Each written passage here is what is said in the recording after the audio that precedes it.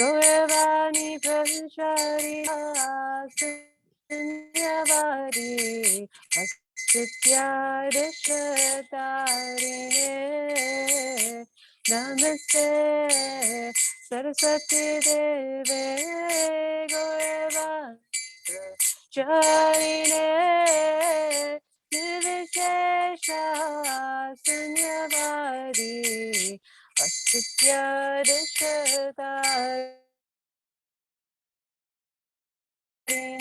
Jai Shri Krishna Chaitanya Prabhu Nityananda Shri Advaita Gadadhara Sivasadi Gaura Bhakta Vrinda Jaya Shri Krishna Chaitanya Prabhu Nityananda Shri Advaita Gadadhara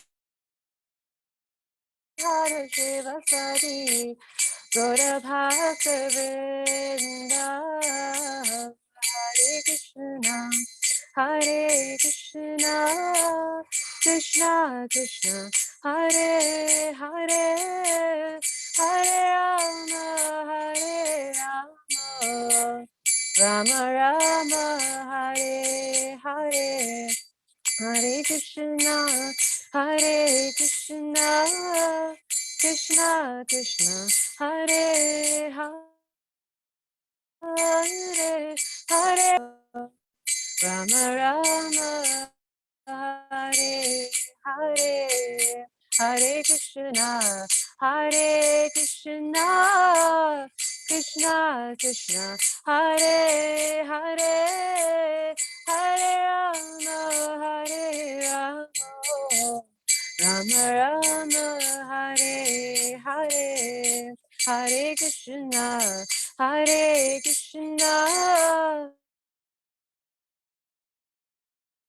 Krishna Krishna Rama Hare Rama Rama Rama Hare Hare Hare Krishna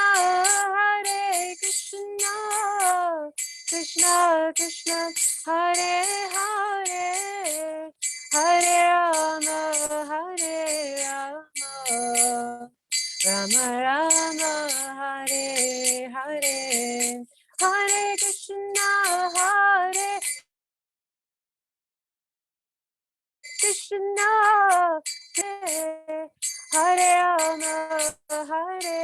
Rama Rama Rama Hare Hare Hare Krishna Krishna Krishna Hare Hare Hare Rama Rama Rama Hare Hare Hare Krishna Krishna Krishna Hare Hare Hare Rama Rama Rama Hare Hare Hare Krishna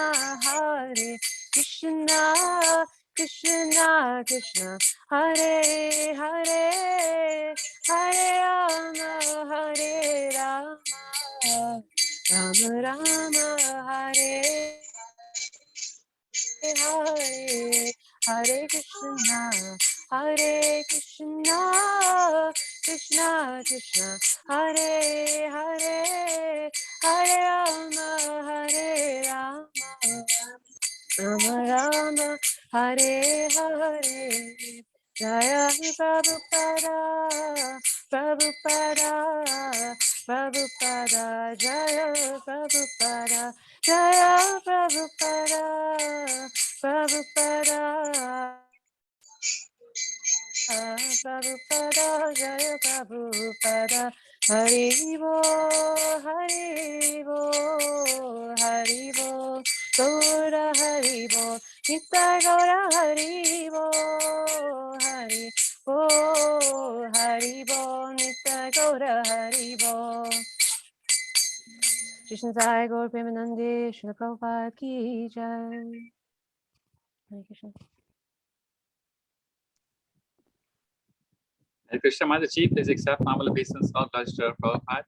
Thank you so much for joining us. Hare Krishna, thank you. Welcome to Bhaktin Kurushetra Paul. Welcome to Renee Mataji. Thank you for joining us. Today we are fortunate to have Her Grace Gaura Premi Devi Dasi to do a class with us. Mataji has been very supportive. Mataji, thank you.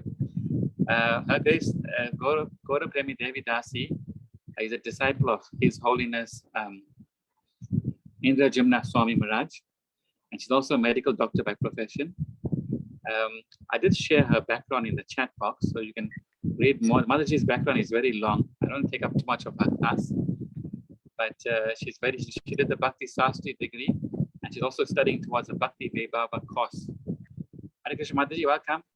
We hand over to you today. Mataji will talk about the mind. Thank you so much. Wonderful Kirtan, Mataji. Hare Krishna. Hare Krishna. Please accept my humble obeisances. All glories to Srila Prabhupada. So thank you so much for the opportunity to speak on such an important topic today.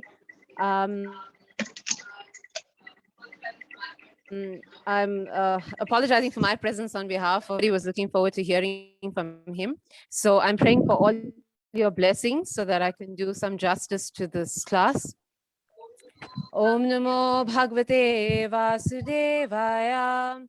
Om Namo Bhagavate Vasudevaya. Om Namo Bhagavate Vasudevaya. So the verse that we're going to read today is Srimad Bhagavad Gita as it is. It's chapter 6. Jitatmanaha Prashantasya Paramatma Samahitaha Shitoshna Sukhadukeshu Tatamana. The translation. For one who has conquered the mind, the supersoul is already reached, for he has attained tranquility. To such a man, happiness and distress, heat and cold, honor and dishonor are all the same. So the purport by Srila Prabhupada, Srila Prabhupada Ki Jai. Actually, every living entity is intended to abide by the dictation of the Supreme Personality of Godhead, who is seated in everyone's heart as Paramatma. When the mind is misled by the external illusory energy, one becomes entangled in material activities. Therefore, as soon as one's mind is controlled through one of the yoga systems, one has to abide by superior dictation.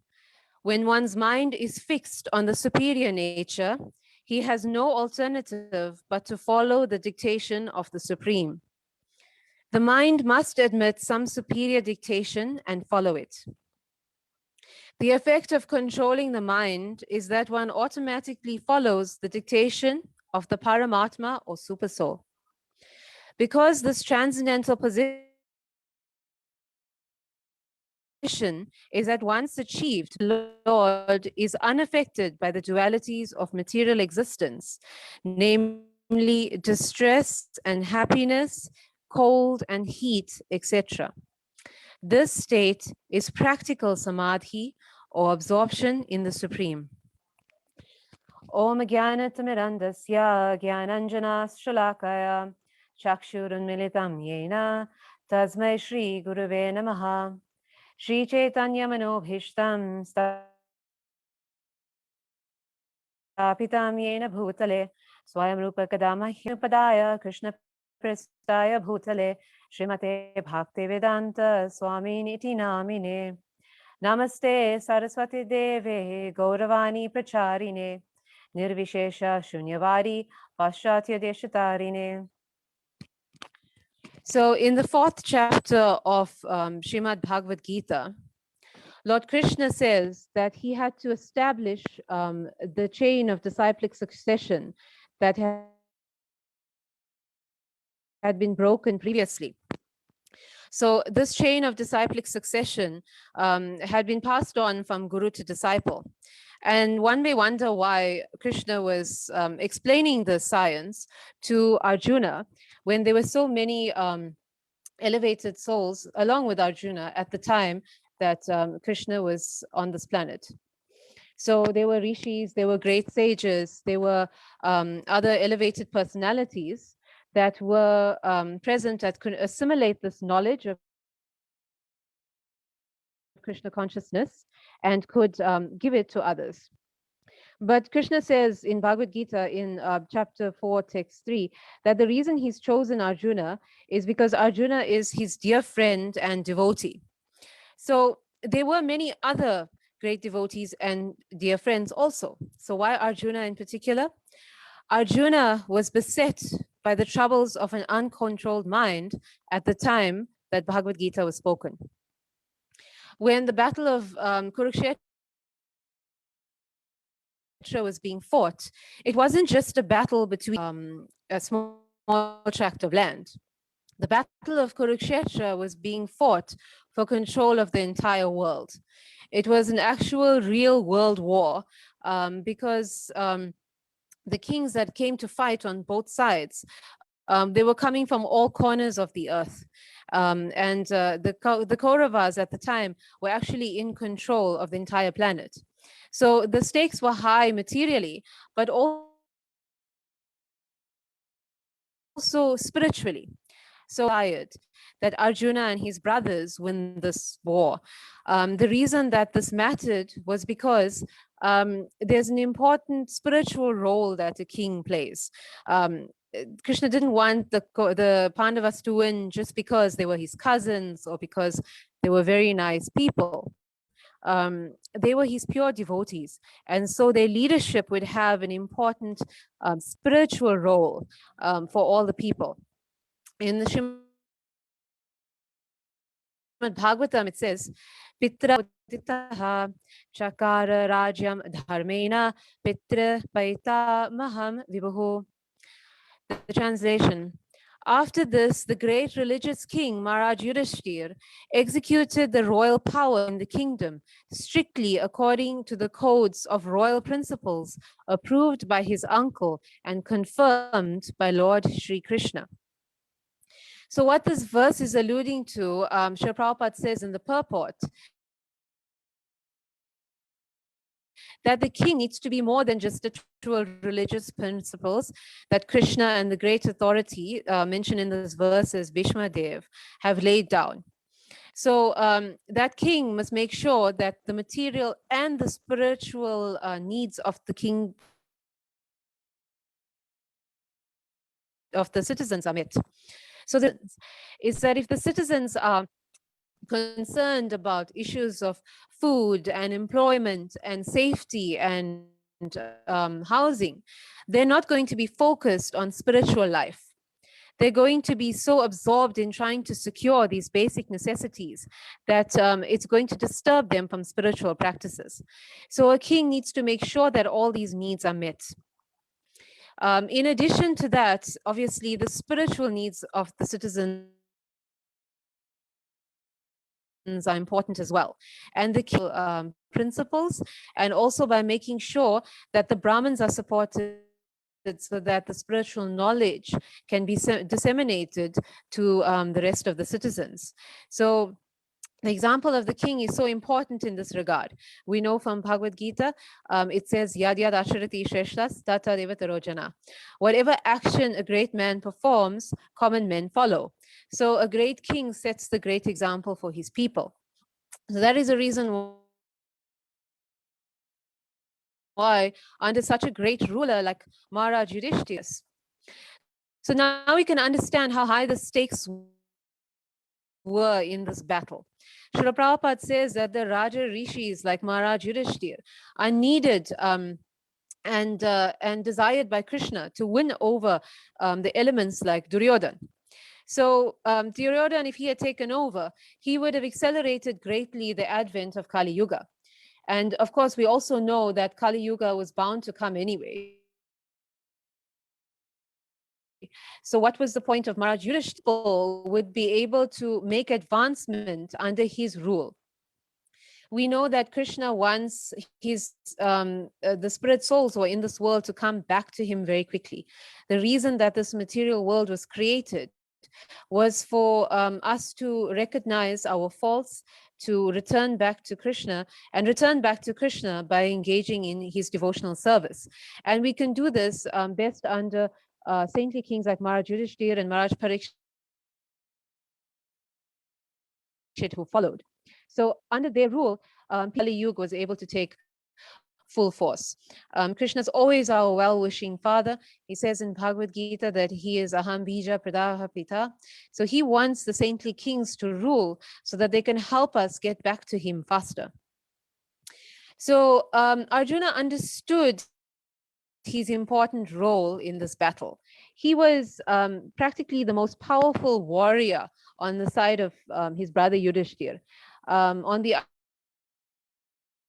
other side, there were great Dasi. The other side also had great military strength, greater military strength than Yudhishthir's side.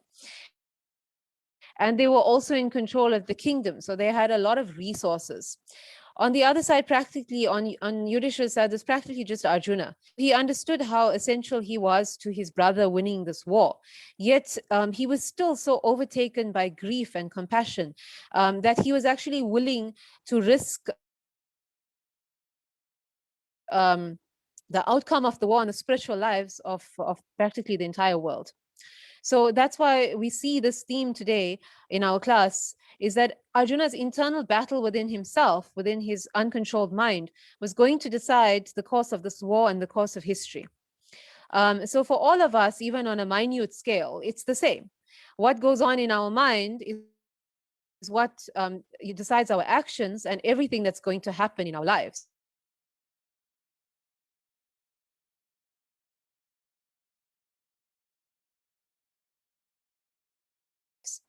So we have to bring this mind and without us. Was being taught the Bhagavad Gita and not one of the other dear devotees and friends of the Lord.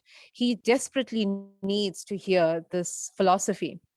In the Bhagavatam, it said, Vyavahita pritana mukham nirikshyo swajana vadhad vimukhasya doshabhuthya kumatim aharad atma vidadhya yash charana ratihi paramasya tasya mestu.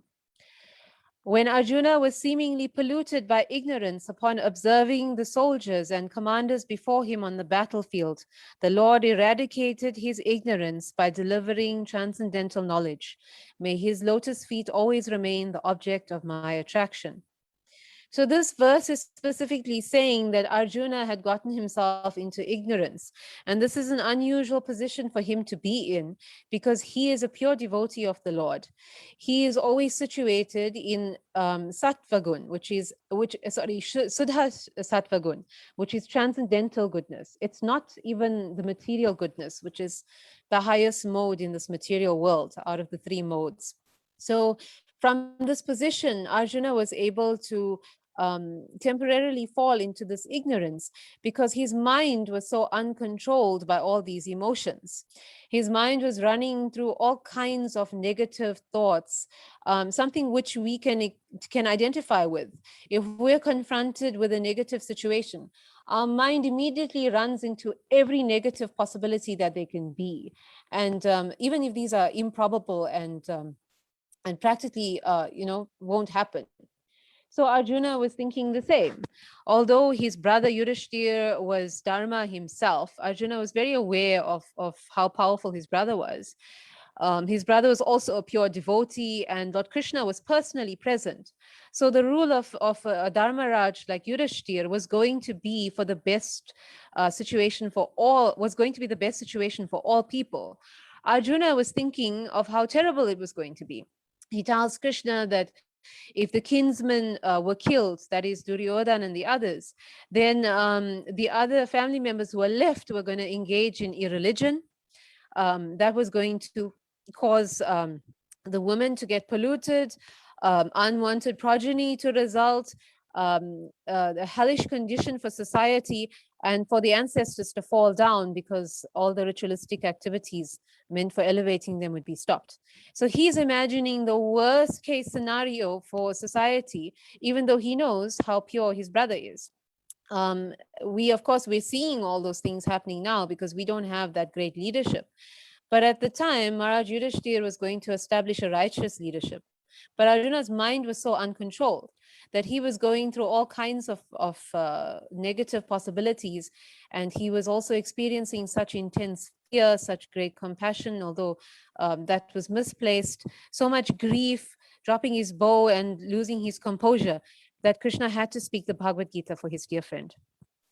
So even in our situations, we are dear to Krishna. He's with us. He's with us in our hearts as a super soul, exactly as he was standing with Arjuna on the chariot. He's here on the chariot of this body, and he's also witnessing how our minds are constantly running around with all kinds of negative and unhelpful thoughts from morning to night.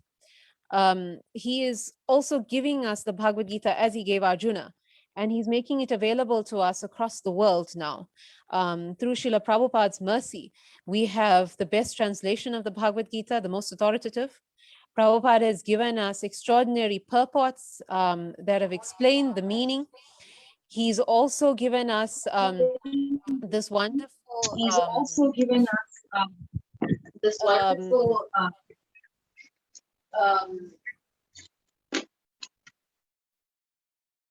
sorry. He's also given us this wonderful ISKCON movement in which we can take this message throughout the world through people in societies that need this Bhagavad Gita, which is also so easy for us to understand, being the ABCs of spiritual life. So it can create the most powerful foundation for us to be able to control this mind. So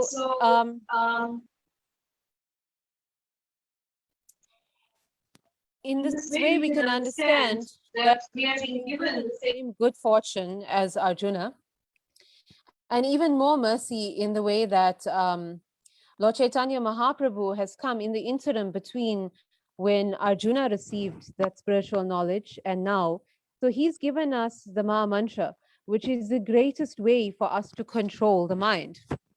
Srila Prabhupada has also given us the perfect explanations of devotional service that are also practical for us. So we have all the formulas to be able to control the mind in a way that even Arjuna couldn't. We know that Arjuna says in the 6th chapter of Bhagavad Gita that the system of yoga that Krishna has explained to him seems unendurable and impractical. And Krishna says that it actually is possible, but with suitable practice and detachment. And that is what we've gotten. We've gotten the mercy of Srila Prabhupada and Lord Chaitanya with the suitable practice, but we also need to cultivate the detachment of the mind from all these activities and thoughts that absorb it from morning to night. So this is what we're going to get into a bit now. We have to understand that the mind is one of Krishna's energies, just like the other energies that that are here in the material world. And just as we dovetail ourselves to dovetail those energies to use them in Krishna's service, so we can dovetail the mind in his service also. So he says in the 7th chapter of Bhagavad Gita, Bhomirapo nalo vayuho khammano bodhir evacha ahankara itiyame bhena prakritir ashtada. Earth, water, fire, air, ether, the mind, intelligence, and false ego. Altogether, these 8 constitute my separated material energies. So the mind is simply one of those energies. It's nothing to be feared, although it is more subtle than the other energies. So we can understand this by looking at the elements closely and through the eyes of Shastra. So we know that earth is the most tangible of all the elements. We can hold it in a way that we can't with the other elements. Water is also tangible, but we can't hold it as much as we can hold earth. It slips through our hands. And fire, although we can theoretically hold it, We actually can't practically do it because of how hot it is, whereas air can be felt but can't held at all. Then we have the element of ether, which can't be held nor felt, but we know it's there because of the space that everything takes up. The mind, however, is even more subtle than that. We can't perceive it in any way besides the thoughts that come to our mind, and that are our evidence that the mind is there. In addition to that, we also find that the mind is more difficult to control because it comes under the influence of the three modes of material nature. So these three modes of material nature, we've already mentioned ignorance, which is something that Arjuna was experiencing. But the three modes are goodness, passion, and ignorance. So Krishna spends a lot of time in Bhagavad Gita explaining these three modes to us. And the reason he does that is because he wants us to become purified of these modes. Until we become purified of these modes, the mind is always going to be dragged down into the material nature, and it's going to be impossible to control it. So the three modes of material nature are very subtle as well. We may not even be aware that we're having the experience of it, the same way that Arjuna didn't realize that he was coming under the experience of ignorance. So that's why we must read Bhagavad Gita, read those specific chapters, chapter 14 in particular, but also chapter 17 and chapters 18, which explain how all the activities that we undergo are all conditioned by goodness, passion, and ignorance. So whether it's our faith, whether it's our determination, whether it's the way we live our lives, the food stuff we eat, the penances we undertake, the austerities we undergo, all these things are coming under the modes of goodness, passion, and ignorance. And the point of Krishna explaining it to us is so that we can read and see where we are in the modes, so we can understand how we can elevate ourselves above it. So for us who are maybe engaged in devotional service, we may find it, or we may think that we are above these modes automatically, because devotional service in its pure state is situated on the transcendental level. This is what we are aiming to take the mind to, a level that's beyond the three modes, that's transcendental, so that it's not affected by all the troubles of this world. But actually, if we're not careful, our devotional service can also slip into the modes of goodness, passion, and ignorance by our actions and our behaviors. This is explained by Lord Kapila in the third canto of Srimad Bhagavatam. So that's why we have to be so mindful with all our activities, so that we can avoid even our devotional service from slipping into the modes. So this requires us to be very honest about our behavior, to do evaluations, even if it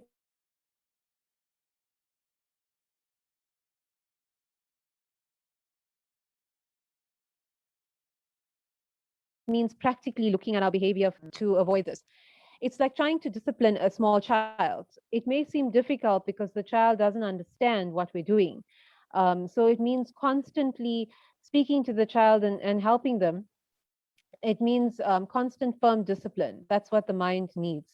But if we do that with time, the same way a child grows up and then understands that they are experience that they need to be disciplined for their own good.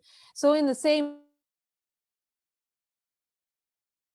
way, we can expect that the mind will also become disciplined in time. So when we at that stage, when the mind is disciplined and we don't have to keep reminding it over and over again, this is a point where the mind becomes the actual friend of the living entity, as Krishna says in the Bhagavad Gita. So how do we do this practically? There's a lot of activities that we can do that have a great effect on bringing the mind to the level of at least goodness, material goodness. Then we can take it to the level of transcendental goodness. So taking muhurta is an activity in the mode of goodness, and taking a bath will wash away the tamagun of sleep.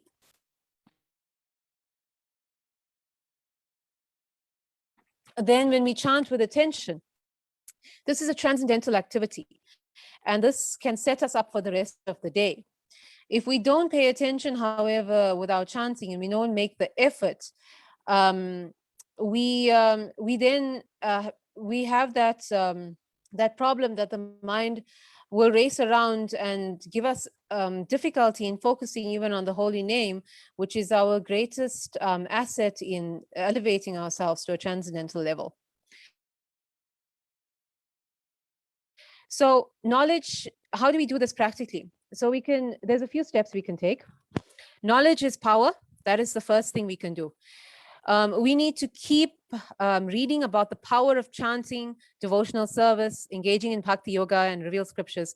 This is a way that we can convince the mind of the very powerful effect of devotional service and chanting.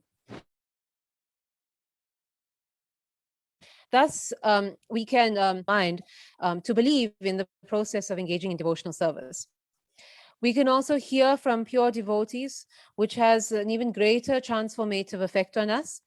As we hear as we read in Srimad Bhagavatam, Nasta Prayasha Abhadreshu Nityam Bhagavata Sevaya, Bhagavati Uttamashloke, Bhaktir Bhavati Naishtaki.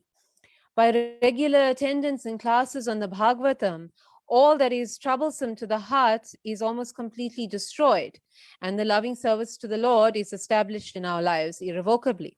So even if we don't live close to the temple, we can hear Srila Prabhupada's classes daily on Srimad Bhagavatam, or we can tune in online. This is something very practical we can do these days when online classes are available for many temples in the world.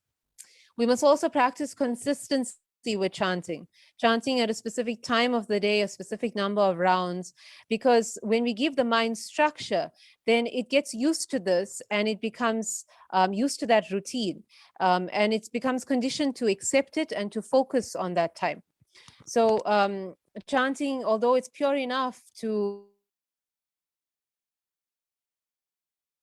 purify us with just is something that helps the mind to be able to focus. We know in the material world that there's nothing that has a quick fix. So the same with chanting. It's something that must be repeated consistently and continuously. Then we have to make a concerted effort to bring the mind back from all kinds of random thoughts that it goes into. It's pointless if we just complain about those thoughts. We have to actually physically draw it back sometimes. So how do we do this? If we are conscious of it wandering, we bring it back by loudly chanting, if we can do it, or loudly singing the holy names and trying to focus on those names. We can utter a prayer to the Lord to help us to control the mind. We can distract it with thinking about pastimes of the Lord, thinking about the Lord's beautiful transcendental form. We can think of a passage from scripture that resonates with us.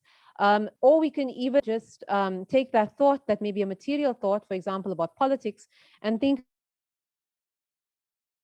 about it in a spiritual angle, like thinking about the rule of great kings like Maharaj Parikshit or King Yudhishthir. So these are all tactics that we can use. We can preach to our mind and bring it back to Krishna. We also need to actively restrain it from the activities that will distract it into ignorance and passion, like watching random things on the internet and television, if anyone still watches television anymore, or all these things that are not related to Krishna. Because even if it's a little time of the day, we may tell ourselves it's just a little, it has a knock-on effect of distracting us, even in the long term. Sometimes at a critical moment, even at the time of death, something non-spiritual may come to our minds because we've been engaging in it. So these small things, they're actually dangerous. Then we must be very mindful about our services, to make sure that when we're engaging in those services, we don't have pride or anger creeping in, which is characteristic of ignorance. And we're not doing it for our own enjoyment or some opulence, which comes from passion. We need to make sure that our services are completely on a transcendental level, that we're actually doing it for Krishna, and make a conscious effort to root out all the other thoughts that come up from the other modes. Then, of course, we know that we have to always consume spiritual food and associate with spiritually minded people, because these things, these items of devotional service, they also have a positive effect on the mind. So there is much that we can do in a practical way that's so powerful to bring this mind back to Krishna and focus it on him. If we do that, we will find, as Prabhupada says in the purport, that we drown out the noise, both literally and figuratively, of the material world, and we listen to Krishna from within. If we do that, if we're focused on that, if we are making that conscious effort to block out those negative thoughts throughout the day, thinking of the spiritual thoughts, to stop the mind wandering, bringing it back to Krishna, then we can achieve the state of samadhi. Srila Prabhupada says in the purport of this featured verse of ours today that samadhi is complete absorption in Krishna. And that is very possible for someone who is engaged in devotional service in the proper mindset. There's a very famous example that's associated with this practical control of the mind, and that is Maharaj Amrish. In the ninth canto of Srimad Bhagavatam, it says, Savai Manaha Krishna Padaravindayor Vachamsi Vaikunta Gunanu Varnane. Maharaj Amrish always engaged his mind in meditating upon the lotus feet of Krishna. So Maharaj Amrish was a king. He was a householder. He was engaged in all the duties of a king, which should be very distracting for a spiritual practitioner. But instead of having his mind running around in different directions, he always fixed his mind on Krishna's lotus feet. In addition, the devotional service that he rendered to Krishna was purely spiritual. It was transcendental. It didn't have any tinges of wanting liberation, which is in the mode of goodness, or wanting opulence or enjoyment in the mode of passion, or being influenced by anger or fear in the mode of ignorance. His devotional service was focused on the Lord. So even though it seemed simple, it was just his activity, his daily activities, but because he was fully focused on the Lord's lotus feet, he was able to achieve mind control. So we contrast this to Durvasa Muni, who is also a part of the pastime today that we're going to discuss. Now, he had mind control, and he achieved mind control through Jnana Yoga in the 6th chapter of Bhagavad Gita. One needs to go to the forest and renounce all aspects of material life, control the mind, the intelligence, the senses, thinking, willing, feeling, be completely focused with great discipline, regulate the activities of eating and sleeping, and also observe strict sitting postures when engaged ordinary person. Durvasa Muni was able to achieve this. He was also a great Muni, so he was very well versed in spiritual knowledge, and therefore he was celebrated throughout the world. But Srila Prabhupada still says later in this chapter of Srimad Bhagavatam that one who is not a pure devotee of the Lord has no good qualifications, however great a mystic, a philosopher, or fruitive worker he may be. Only a devotee will be shown in this incident involving the rivalry between Durvasa and Maharaj Parikshit. So Krishna also echoes this in the 6th chapter of Bhagavad Gita. It's very instructive to us because, especially in the West, since the 1960s and 70s, everyone thinks that the highest way of mind control, of attaining spiritual realization, is dhyana yoga. Everyone wants to go to the forest, particularly Rishikesh, Haridwar, and other wonderful places like this, to try and practice dhyana yoga, meditation, as Durvasa Muni did. Engaging in our activities and just focusing on Krishna, people don't see that as higher in terms of the practice of yoga. But through this pastime, it will actually explain to us that even though Maharaj Amrish was seemingly an ordinary king and Durvasa Muni was such a great mystic and yogi, had the mind control. Even though he was insulted and threatened by Durvasa Muni, he was the one who was completely calm in that situation and fixed on the Lord in samadhi, real samadhi, and therefore he was able to perfect mystic yoga. He immediately gave in to such great anger that it actually almost destroyed him in the end. So this is a practical understanding that one who is fixed in devotional service at Lord Krishna's lotus feet, he remains in samadhi, which is like the highest goal of all yogas. This is where the real mind control is achieved.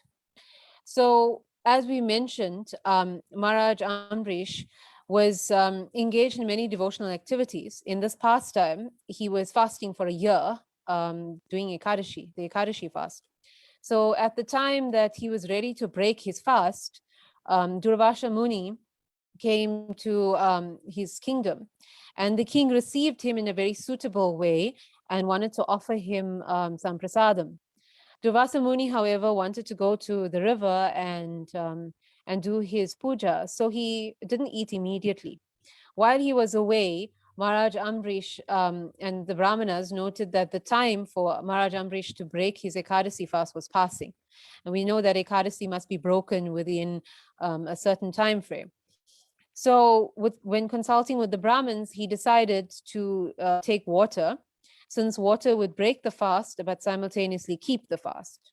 When Durvasa Muni came back because of his great spiritual mystic power, he was able to understand that Maharaj Amrish had actually broken the fast, and he became very insulted by this because he felt the king hadn't waited for him, which was his duty. So, without considering the circumstances, he immediately gave in to anger, which obviously shows he was not in the state of samadhi. He pulled a bunch of his hair, which immediately generated a powerful demon. Maharaj Parikshit, however, wasn't angry, wasn't fearful. He just took shelter of the Lord calmly. And the Sudarshan Chakra, which was there protecting him, which was given to him by Lord Narayan to protect him, that Sudarshan Chakra immediately destroyed that demon, but also started pursuing Durvasa Muni for insulting Maharaj Parikshit. So Durvasa Muni at this point, he had no shelter. He, by his mystic power, could go all over the universe, but Lord Brahma couldn't help him. Lord Shiva couldn't help him. Eventually, he ended up in Vaikuntha. And even though Lord Narayan is the most powerful Supreme Personality of Godhead, even he told Durvasa Muni that he is under the control of his devotees. So even he couldn't help him. He advised Durvasa Muni to take shelter of Maharaj Parikshit in order to be freed. And when he asked for forgiveness, then the Sudarshan Chakra stopped pursuing him. So we often hear of this pastime in order to caution us about offending devotees. But this pastime also guides us to understanding that the power of devotional service in controlling the mind and in achieving that samadhi, which is complete absorption in Krishna, is far higher than the process of dhyana yoga or meditation that's not connected to devotional service. Krishna explains that in the 6th chapter of Bhagavad Gita. But sometimes people get so carried away by his explanation of dhyana yoga that they come to think that that is higher than devotional service. So Krishna concludes at the end of that chapter to make it clear to all of us about the position of devotional service. He says, Yoginam api sarvesham mad gaten antaratmana shradhavan bhajate yomam same yukta tamamataha. And of all yogis, the one with great faith in me, the one with great faith who always abides in me, thinks of me within himself and renders transcendental loving service to me, he is the most intimately united with me in yoga and is the highest of all. That is my opinion. So we have to take Krishna's opinion. We have to follow the example of great devotees like Arjuna and Maharaj Ambrish to achieve this much sought after mind control, as explained so eloquently by Krishna in the Bhagavad Gita, by engaging in devotional service sincerely and constantly. This is also the best way that we can mark Gita Jayanti that's coming up in the following week. Thank you so much for your kind attention. Srila Prabhupada Ki Jai. Can take questions. Hare Krishna, is there any question? Bhaktin Kuduta Paul or Renee Budalu? Is there any questions? Hare Krishna, welcome. Bhaktin Kuduta Paul. Thank you very much, Mataji, for wonderful class and for the nectar from the bhajan. I have one question. Okay, we can control our mind like devotees during the day, but when we sleep, sometimes our mind, in the dreams, we can't control. What happened? Okay, that's a good question. Um, Actually, what we'll find is that the more we absorb ourselves intensely in thinking of Krishna throughout the day, we'll find that our dreams are also going to be of Krishna. Many spiritual personalities actually tell us that they dream of Krishna very often. So, the best way to actually control that is to make sure that during our waking hours, we are also absorbed in Krishna consciousness, because this will have the influence over our mind. Our dreaming state is generally influenced by three or four things. Sometimes recall, although this is a bit rare. It's things that in some people who are able to, for example, have precognition of the future, which is even rarer. But mostly it's things that come up from within our day, will influence what we're thinking at night. Srila Prabhupada actually advised the devotees that if they wanted to have Krishna conscious dreams, that they should read Krishna book before they sleep. So that was a practice that all the devotees, and I hope everyone still does today, because it helps to focus the mind on Krishna's pastimes before we sleep. And Prabhupada also had told the devotees that he would dream of Krishna as well. So this can help us. We can have these methods for being able to focus, reading Krishna book before we sleep. Also, some people can sleep with hearing sounds in the background. So we can play the Maha Mantra softly, or Bhagavad Gita, for example, on repeat. Some sounds that can also enter into the mind as it sleeps. As Prabhupada explained to us as well many times, the sound actually doesn't completely shut off when we sleep. Although all the other senses are asleep, the mind doesn't completely shut off when we sleep.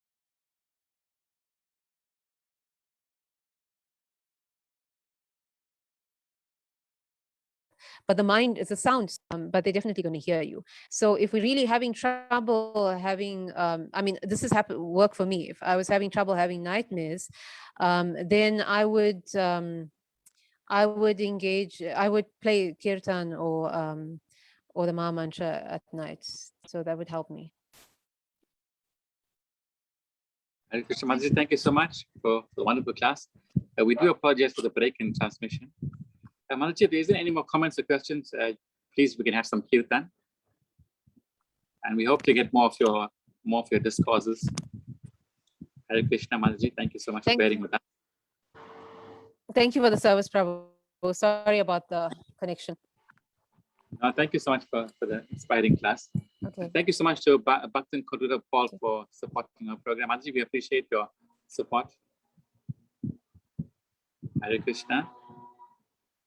Hari Paul. Thank you. Thank you, Mataji. We'll end with some kirtan now. Please accept humble obeisance, all glories to Prabhupada. Thank you. Hare Krishna, Krishna Krishna, Hare Hare, Hare Rama, Rama Rama, Hare Hare. Hare Krishna, Krishna Krishna, Hare Hare, Hare Rama, Rama Rama, Hare Hare. Hare Krishna,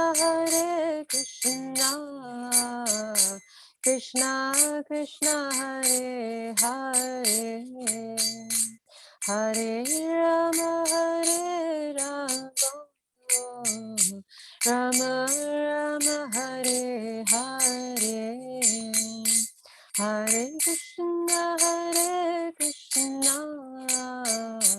Krishna Krishna Hare Hare Hare Rama Hare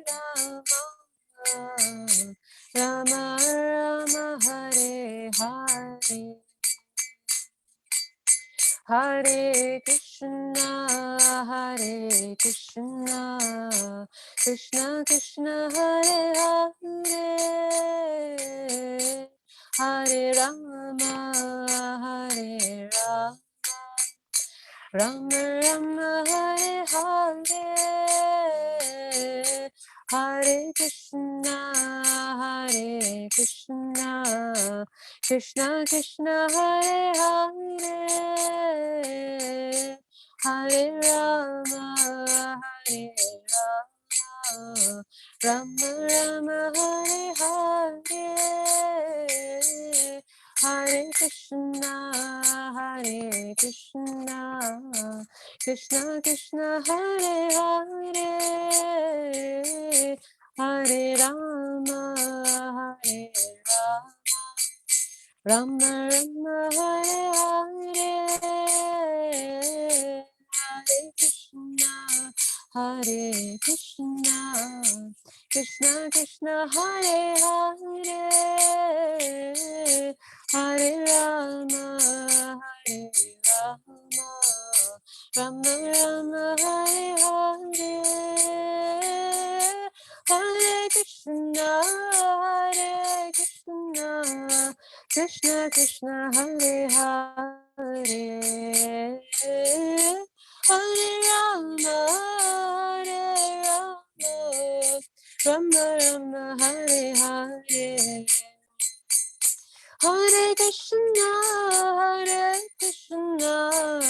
Krishna Krishna Hare Hare Hare Rama Rama Hare Hare Hare Krishna Krishna Krishna Hare Hare Hare Rama Rama Hare Hare Hare Krishna Krishna Krishna Hare Hare Hare Rama Rama Hare Hare Jaya Prabhupada Prabhupada Prabhupada Jaya Prabhupada Jaya Prabhupada Prabhupada Prabhupada Jaya Prabhupada Hari Bo Hari Bo Hari Bo Nitya Gaura Hari Bo Nitya Gaura Hari Bo Hari Bo Hari Bo Nitya Gaura Hari Bo Srila Prabhupada ki jai.